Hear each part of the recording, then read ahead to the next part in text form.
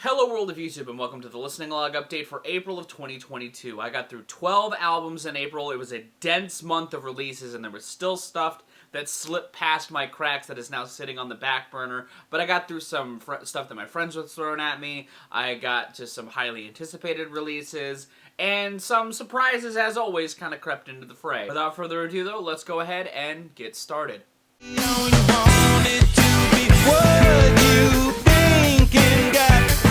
Out of all the releases I had put on my anticipated albums of the year list, the one I was most curious to see how it was actually going to come together was Unlimited Love by the Red Hot Chili Peppers, because it is the second time Frusciante has come back into the band, kicking off a third era with the guitarist.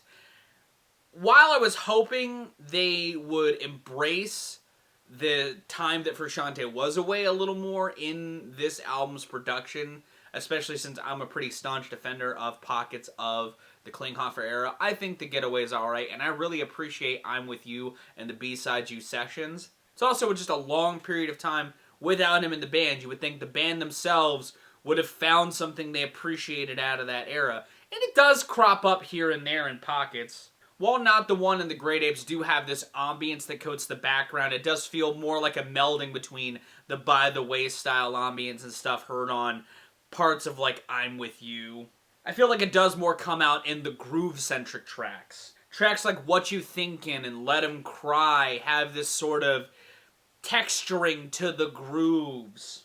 She's a Lover's ambience in the groove as well feels very tangential to, like, The Getaway and I'm With You to a degree. And it's nice to see them embrace those sounds in a way that does feel like a middle point. And I appreciate moderate pockets of what this album has going on by and large. I love the fuck out of Here Ever After, and these are the Oasis points where they sort of ramp up the energy.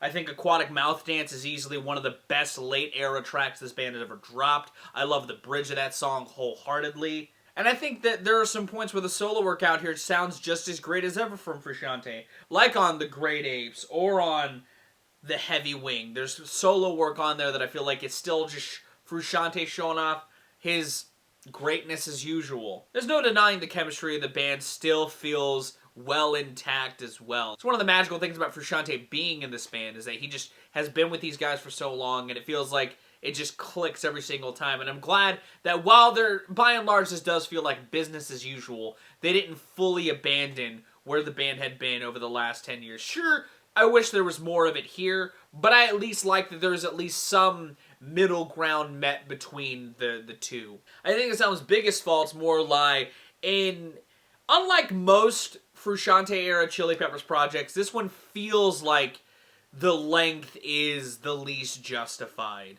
And the band, especially Kiedis, is kind of showing his age in pockets in ways that is a little disheartening, but understandable, given this is the band's, like, umpteenth record in their catalog. But there's some pockets where Kiedis just isn't quite channeling the same intensity that the band is sort of throttling with, and it sets it back ever so slightly. Is this album bad? Fuck no. It's very, very solid. But it's easily a project that I wish was a little leaner, maybe a little switched up a little bit with the track listing.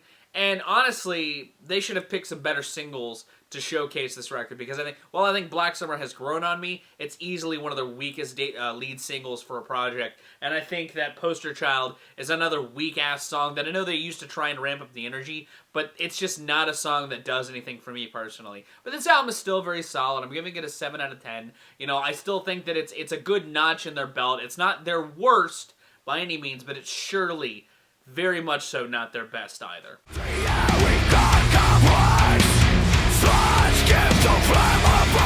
Swedish metal icons Meshuggah dropped their latest album, Immutable, back in the beginning of the month, and I was honestly relatively hyped for this release, because I do enjoy Meshuggah a decent amount. Don't be surprised if you see a Meshuggah discography review dropped this year in celebration of this album's release. It gives me a good excuse to finally make that video. They made some of my favorite albums in the genre, and I think that they were pioneers for what they injected into the scene, whether you like it or not. While they had a relatively inconsistent 2010s, I did really like their last album, The Violent Sleep of Reason, a pretty hefty amount, and I thought it was a good bounce-back record for them, and I was hoping that they would build upon that in Meshuggah fashion.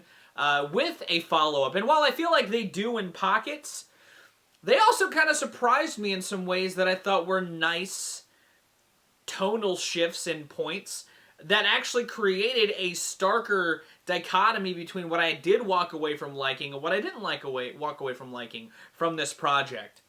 It's weird. While they definitely are doing what they do best, they're playing the hits in some instances on here. One of the things Meshuggah could easily be criticized for is being heavily idiosyncratic. Their sound is very much theirs, and they just feel like they're on this career-long pilgrimage to make the densest album ever made. But it's one of the things I love to see them try them and one-up themselves in doing, and I feel like the times when they play the hits don't completely fail at points on this. You know, I liked the Abysmal Eye and Kaleidoscope's typical insane solo work that coded those tracks. I think that tracks like Armies of the Preposterous and Phantoms were good Obscene-adjacent, heavy, thrashier-driven songs that always still crop up on a Meshuggah record, but always still hit the mark for me personally. But what I think is more interesting with this record personally are tracks like Broken Cog and They Move Below. And they're two songs that are very much softer diversions for the band that you don't normally see them do.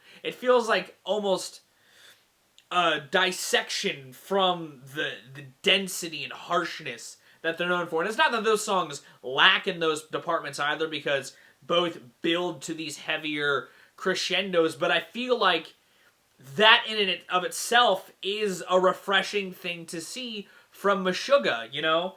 Having the softer, almost spoken vocals in the opener Broken Cog, only to have them build to this heavy climax, was so great and kicked the record off on a much more compelling foot than their last couple of records. And honestly, when God Sees His Mirrors fades into this sort of soft, smooth ambience, I was wondering what was going to follow it up, and the staunch 9-minute They Move Below is another pretty well executed, longer pace, slow burn of a track that the band plays incredibly well. You know, the beginning of the song almost has this pseudo-grunge adjacent feel that I feel like the band captures incredibly well.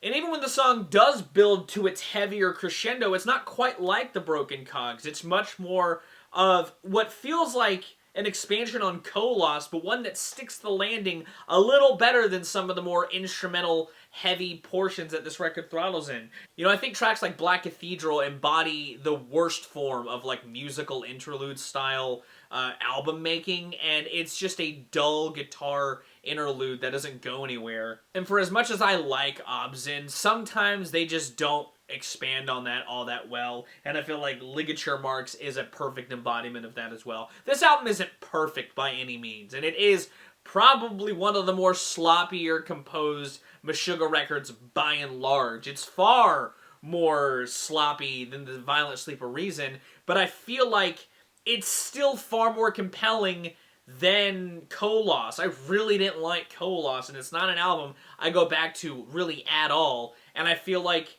this meets in a weird middle ground that I think is a little bit more of an engaging listen, personally. You know, sure, I could see fans of what Meshuggah does get either bored of some of the ways that they play the hits, or be completely turned off by some of the small stylistic shifts that this record tries to aim for in parts. But I think that, by and large, this album still succeeds. Is it fantastic? No, but it's very, very solid. And it's a record whose some songs I could see finding their way onto playlists or having exposure to friends in the future. It's a 7 out of 10 experience. It's very alright. Do I wish it were a little better? Sure, but I honestly am just really appreciative of some of the weird ideas that the band is playing with on here and how successfully it comes across personally.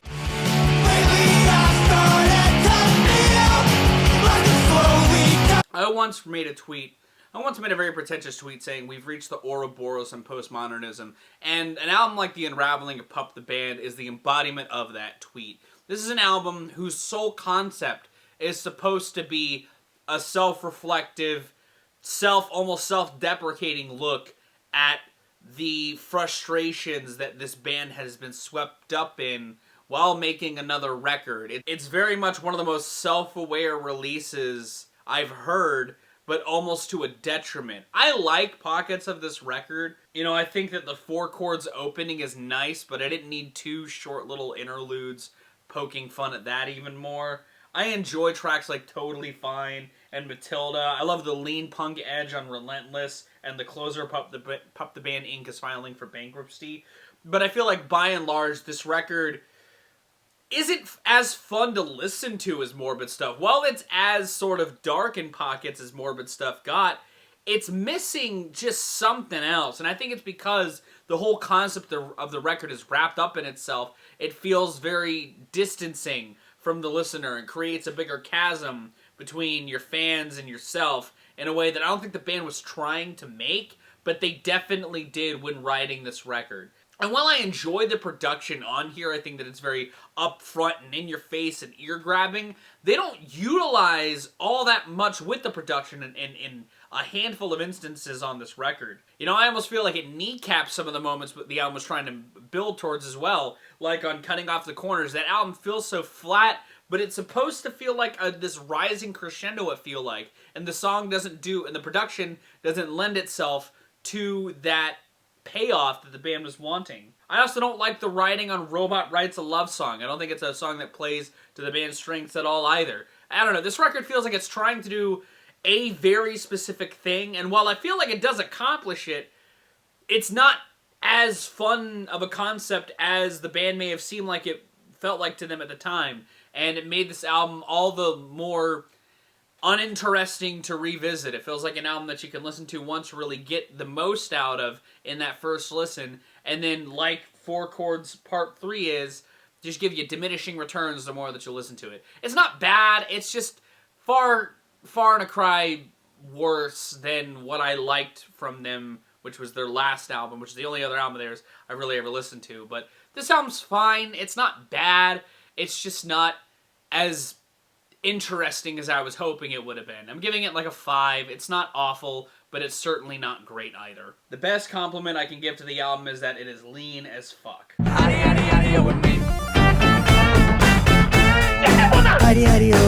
One half of Jack White's 2 albums that he's dropping this year dropped in April. Fear of the Dawn, an album that I was, again, heavily anticipating because I thought Boarding House Reach, one of his most boldest and experimental records yet, was incredibly exciting, really engaging, and further cemented my love of Jack White as an artist. And what I love about Fear of the Dawn is it doesn't lose that wackiness, but it reins it in so very much. To a point that you're either really going to like this record, or you're really not going to like this record. This is going to be a very sort of divisive record amongst the fan base. I already know that. And I really like this record, man.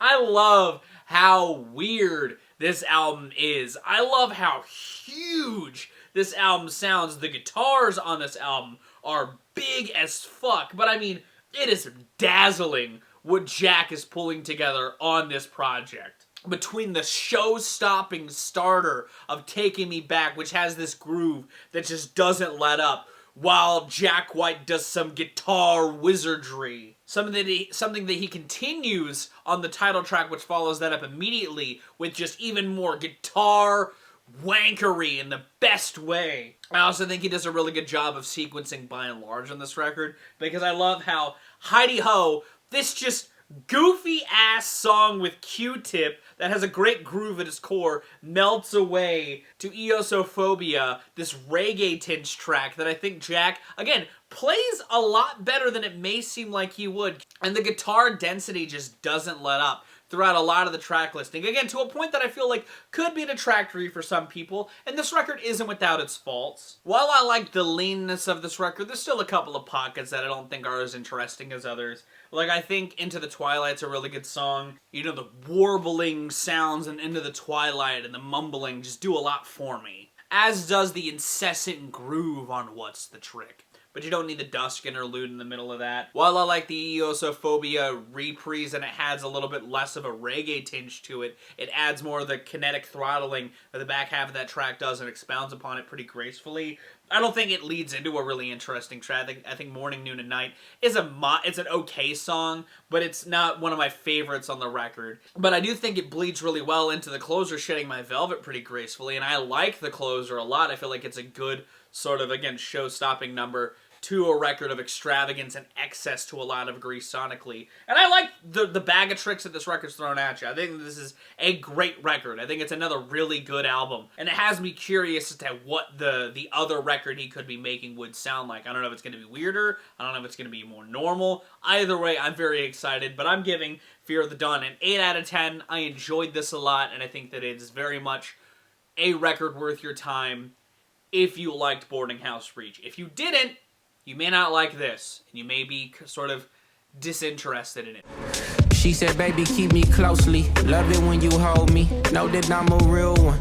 Before spinning Vince Staples' newest album, Ramona Park Broke My Heart, I decided to revisit his self-titled album that he dropped last year, which was a full collaborative project with Kenny B. It's an album that I thought was alright, but definitely felt a little undercooked in some pockets, both from a songwriting and a production standpoint. I thought the two definitely had an idea at heart, but I don't think they fully stuck the landing, and I was wanting more out of what the vibe that album was throwing at me. And I feel like on this album, Ramona Park Broke My Heart, it does fulfill that need that the last album left in me in a very gratifying manner. I enjoy the heck out of this album. I think this thing is still mellow as hell, but we get to see different production flares thrown in that I feel like lend themselves really well to the mellow atmospheres, whether it's the Bay Area style bass on tracks like on A, Free the Homies, or Magic, which is a pretty decent collaboration with DJ Mustard, or throwing in some old school style flavor like on DJ Quick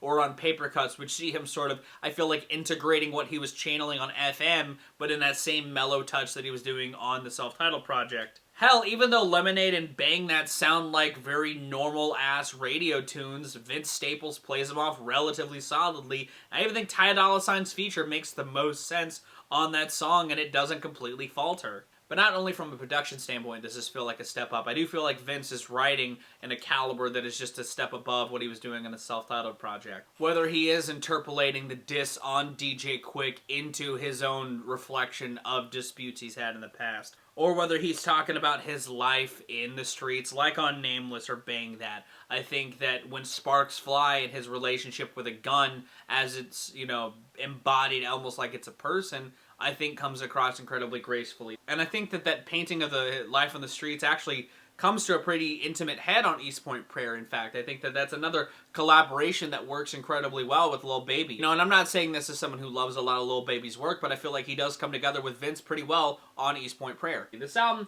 is honestly, again, a notch above his last record, and I feel like it's him pivoting in a much more fruitful direction creatively. I liked this record a decent amount. I thought it was very, very solid.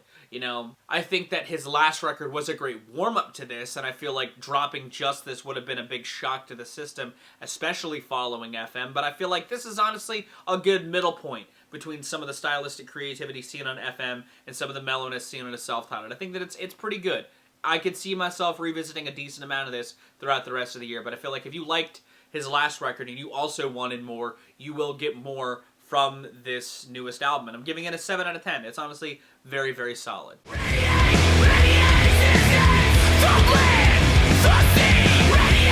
You ever have those bands that you don't necessarily expect to disappoint you, but never quite exceed the expectations that you do have set for them?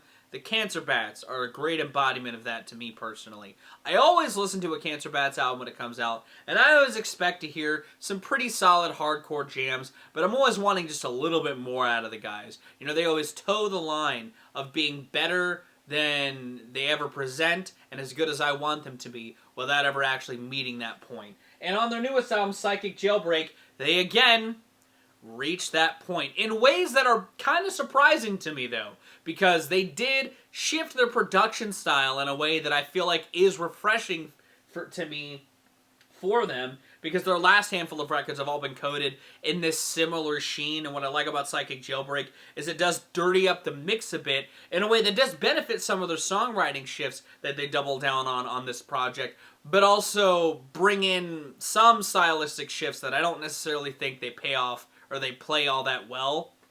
You know, I enjoy tracks like the opener Radiate with its throttling of energy. Something that carries really well on tracks like The Hoof and Friday Night and Shadow of Mercury pretty splendorously. Plus, them leaning heavier into stoner adjacent territories doesn't necessarily falter for them either. I think Lonely Bong is a decent track, and Rollin' Threes is also a pretty moderate song as well.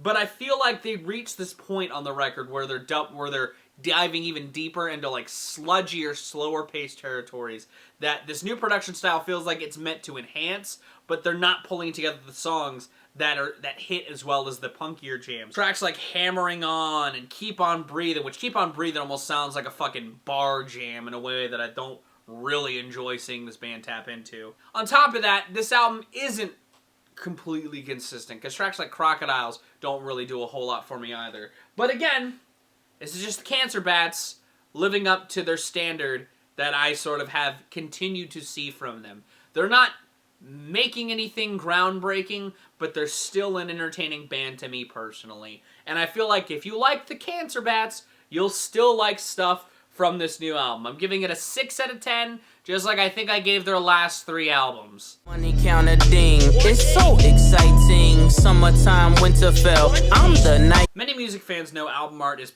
relatively important when it comes to spinning a record. And it's not always an important piece of the experience, but when it's done well, it does enhance an experience tenfold, whether it's showcasing the album's sonic palette or sonic direction that it's going to take, or even acting as showcasing a point of the album's thematics or a point in the narrative the album's trying to spin.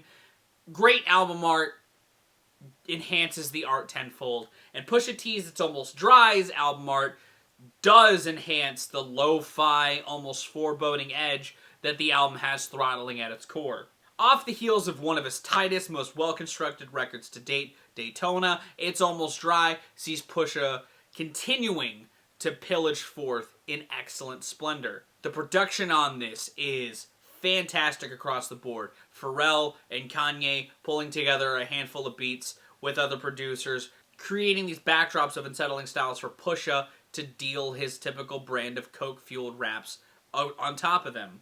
I love the unsettling synths on Brambleton and Neck and Wrists and Hear Me Clearly. I think that they provide a good juxtaposition to the style seen in the chopped up vocals on tracks like Dreamin' of the Past and Let the Smoker Shine in the Coupe and on Diet Coke. I love the sample on Just So You Remember, the same one that's on 6 Days by DJ Shadow, and I think Pusha interpolates it incredibly well into the imagery he's painting on the lyrics of that song, and I think that it's a great embodiment of the sort of picturesque storytelling style that Pusha T does so very well, whether it's on tracks like that, or Dreamin' of the Past, Let the Smoker Shine in the Coupe, or Open Air, where he's again talking about his coke dealings and getting into the nitty-gritty of it.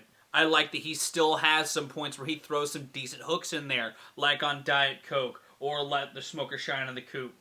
I love how he also brings his brother into this project, Malice, on the closer, I Pray For You, which sees them both presenting their sides of the coin. You know, both almost seemingly catching up, as it were, on a track. You know, I also love how the sonic palette of that more matches where Malice has been since Clips fell apart. And I feel like it's an embodiment of the great collaborations that this record has at its core.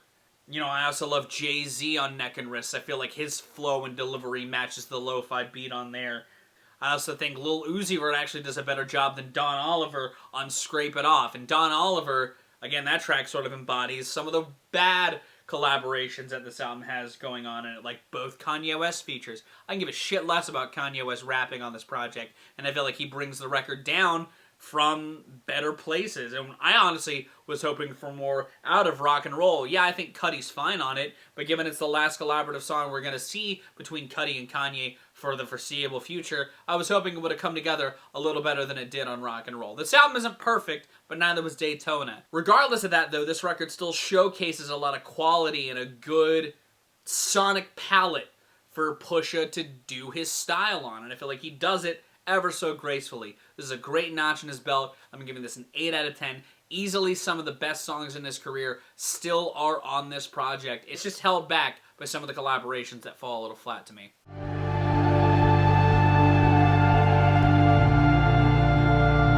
Subscriber, patron, collaborator, pal, McRib enthusiast, Brady Matteson dropped a new solo album and he wanted me to discuss it. He asked me. He was like, Johnny, could you please talk about Rubine on the channel? And I said, sure. I'll talk about Rubine on the channel. It's another batch of ambient-driven songs that see Brady creating a handful of sonic tapestries with synths and honestly pulling it off pretty solidly. I think this record is a nice batch of tunes, if I do say so myself. I enjoy the lushness and the degrees of lushness seen on tracks like Mouth of Canyon and Two Pairs of Hands. I actually really like how smooth Two Pairs of Hands sounds as the waves, the sonic waves sort of weave in and out of the track. And I enjoy the almost overwhelming envelopment of waves that happens on Urn Cremation. I kind of wish that there was a little more of that synthetic rhythm that started the track off, but I like that overall the song is just this wave, these waves of synths that wash over you. And I enjoy the arpeggiated opener chromatic a lot as well. Again, I also kind of wish that sort of crept into the album as a whole, and it's honestly the biggest detractor I have pulling away from Rubine, is that I like a lot of the ambience here, but I kind of wish there was a little more in the vein of synthetic percussion, since it does crop up in pockets of the record. You know, I felt like it could have made some of the longer songs a little more worthwhile, especially in the case of Bleeding Watercolor.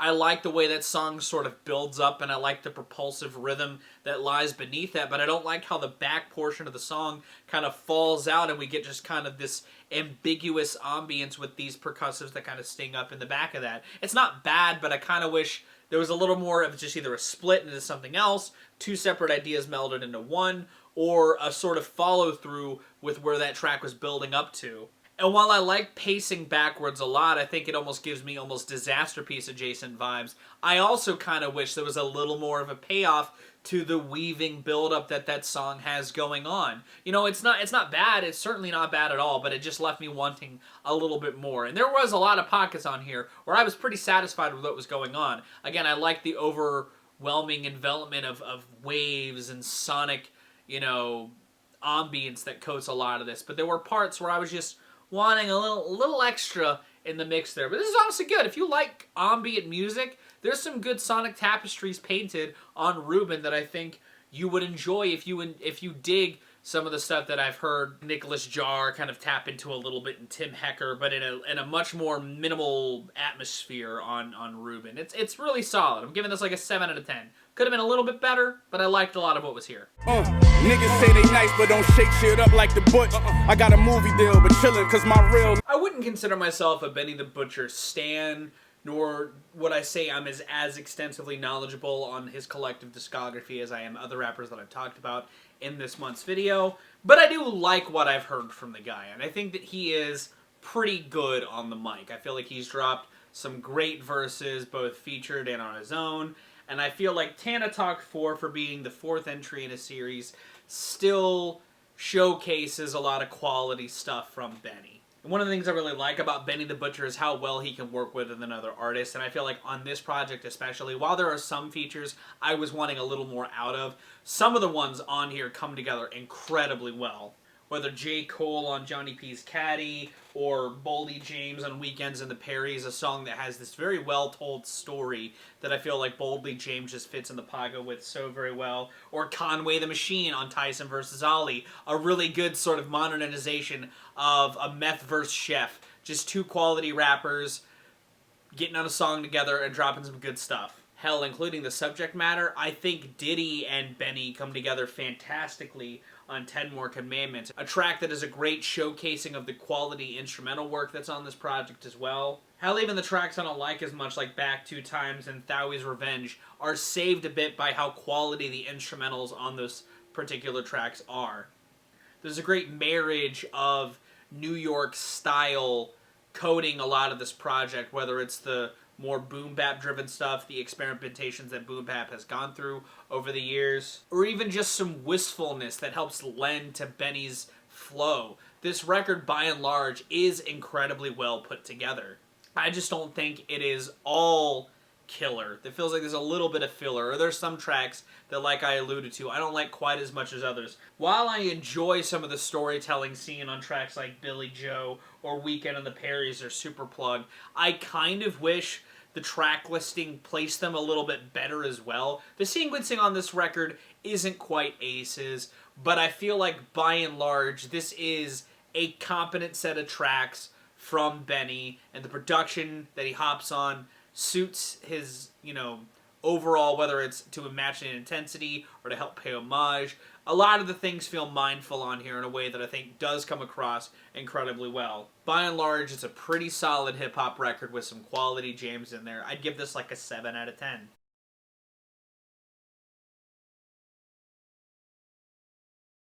Around the time I was seeing MGK get thrown to the dirges, I had also seen a lot of people put up the newest Soul Glow record, Diaspora Problems, a punk band from Philly that I'm not all that familiar with. So upon spinning Diaspora Problems, I also have been spinning some of their earlier work, and I honestly really fucking love these guys. And as a fan of hardcore and punk music, I like what these guys are pulling together by and large. It's an album that talks about the black plight, the black struggle, but funnels it through a lot of pain and energy that feels so raw. For a band who's like 4 albums into their career, they really feel like they're not losing any steam in a very good way. I love a lot of the sonic palette of this project. Tracks like Gold Chain Punk and Fucked Up If True or Jump or Get Jumped by the Future all feel like they're channeling a lot of what bands like Trapped Under Ice and Turnstile's earlier work was channeling, but even more like aggressive and just harnessed rage. Which, given the lyrics of Gold Chain Punk or Jump or Get Jumped, really cement the listener further into the POV of the songwriter or of the singer of the band when talking about just how relentless it all feels. Just almost how confrontational you've got to be so that you don't become numb to the feeling. With these more traditional, leaner style punk jams that also come with some well-articulated writing, like Thumbsucker, which talks about burgeoning depression while living through your own struggles and the potential condemnation you can see from that. I also like how they channel that punk energy into something a little more tongue-in-cheek on Fucked Up If True, or The Things I Carry, which has this fantastic fucking bass riff on it that the production just lends itself to enhancing tenfold. This album, by and large, focuses on the right things in the right pockets, both from a performance and a production perspective. Hell, even when they dip into a much more outright hip-hop jam, like in Driponomics, which is talking about burgeoning through selling brands and brand names or even off-brand stuff in your own area, just to get your own wealth up. I also love the James Brown sample they spun into Coming Correct is Cheaper. I think that it also just enhances the sonic palette wholeheartedly. They even sort of meld those two worlds together again in a completely different way, like on Spiritual Level of Gang Shit, The Closer, which has this sort of upping in scope that I really appreciated, and it felt like the album was building to a really good resolve while having other people jump into the cut to give their own perspectives. I adore a lot of what this record has going on, and I think that it speaks its message well. I feel like it comes from a real place. I like a lot of the writing on here, and I feel like the band themselves are incredibly talented. I like a lot of what this band's doing. I love a lot of the guitar sounds. I love how the drums sound. The drum production on here is fan-fucking-tastic. And like I said, I like this so much, I've already been digging into their earlier work. I put a record from, I think, their second Untitled record on this month's Patreon playlist, because I really love the energy that these guys are carrying. As a fan of what this genre can thrive in, I think that these guys are crafting some important shit. A lot of the writing on here just, again, hits a really strong core, I feel like, and I appreciate this band just going to that point, going to that level, and really delivering some quality fucking tunes to back it up. This is a great album, one of my favorites I've heard of the year. It's getting a 9 out of 10. This thing is fan-fucking-tastic. I don't want you to want me. I need you. One of the things I don't really talk about much is my TikTok presence on the internet. I use TikTok a decent amount. I don't make as many TikToks as I did when I first started on the app. I'll still pop one out every now and again when, you know, creativity strikes. But I mostly just use it to scroll like everybody else. And prior to this album's release, I was getting pushed wet leg a lot. So I decided, especially after hearing people, friends, really get swept up in it, I figured I would sink my teeth into it since it did come out in April. And I walked away really liking a lot of this thing. You know, I liked what I'd heard on TikTok. I liked the snippets I'd heard of these guys. And I feel like on a full length, they've definitely stuck the landing very admirably. It's a two-piece indie pop, indie rock band. They sort of sit in this realm where they're aiming for some of the wistfulness heard and acts like Biba Doobie, but they really throw sort of nostalgic postmodern edge on it, a la what that last Cheek Face record was doing. But I feel like they nestle in this pocket all their own in a field where I feel like a lot of artists are sort of toying with right now. I think a lot of the writing on here strikes a chord that almost reminds me more of like what artists like Chiba Mato and Harvey Danger were doing in the 90s in a way that really hits my heart well. Sure, it's got a little more of a modern edge to it, especially with how the vocals are performed. You know, while there are tracks like Shea Lounge and Supermarket and Your Mum, which sort of tap into this spoken word style that does feel more indebted to that nostalgia I was talking about. But when they do let their vocals sort of sing out, or they have like a sung hook or something, it more lands in a more contemporary realm that I feel like is that sweet spot. You know, tracks like Being in Love and Wet Dream and Oh No really have these hooks that grab you, and the songwriting in them is so very catchy, yet intimate at the same time. It has this sort of personal touch that hits me in a way like the last Diet Sig did. It has this very personal charm to it that I always appreciate when done well, and these gals do it fantastically. And while I feel like this album does hit this sweet spot, I do love how, as it goes along, they find ways to still surprise you, like on the penultimate song, Supermarket, who definitely, once that song started, I was fully more cemented into that Chiba Mato vibe, but the overall writing of that song lended itself to that as well, before going into the incredibly well-penned closer, Too Late Now. I think that the writing on that song and talking about being a part of this digital age and sort of the drawbacks it can have still as you're coming of age in that time. You know, it's that point where that postmodernism that I feel like the tech age has been trying to really nail down just comes to a good head. I feel like a lot of the honesty on that track and on Your Mom are where a lot of my love for this record stem from. You know, I feel like while I enjoy a lot of the catchy moments, or I love that postmodern twinge, there's that point where it gets more intimate or more personal feeling that kept me coming back for more. Which is why it's all the more disappointing when tracks like Angelica crop up, or Convincing, songs that I don't think are bad, but don't nearly hit the same catchy core like some of the highlights do, or that personal touch like the songs that kept me coming back do. You know, there's a lot of great moments on this record, and there's some songs that I could easily see as some of my favorites of the year. Your Mom especially, when the scream comes in that second chorus, it's like a hit of adrenaline to the chest in the best way possible. I really dig a lot of the writing in that song in general, and there's a lot of moments like that that I loved, but I definitely was wanting a little more. I do really like this, and I think that it is a quality debut, and I feel like it feels like a better first step forward than other debuts I've talked about in recent years. You know, I think that these two could potentially make an even better record. I could see that in them. I like the production on here. I feel like they're definitely finding their own pocket, and this is a strong outing. This is a strong first album. I give it like an 8 out of 10. It is very quality by and large, but I do still want just a little bit more. Not the fact that the album feels too brief. It actually fits really perfectly in this nice listening pocket, but I would love to see these two experiment more with their sonic palette, experiment with their songwriting a little more. Cut that right out. Rosie with the nose ring, she told me what you said.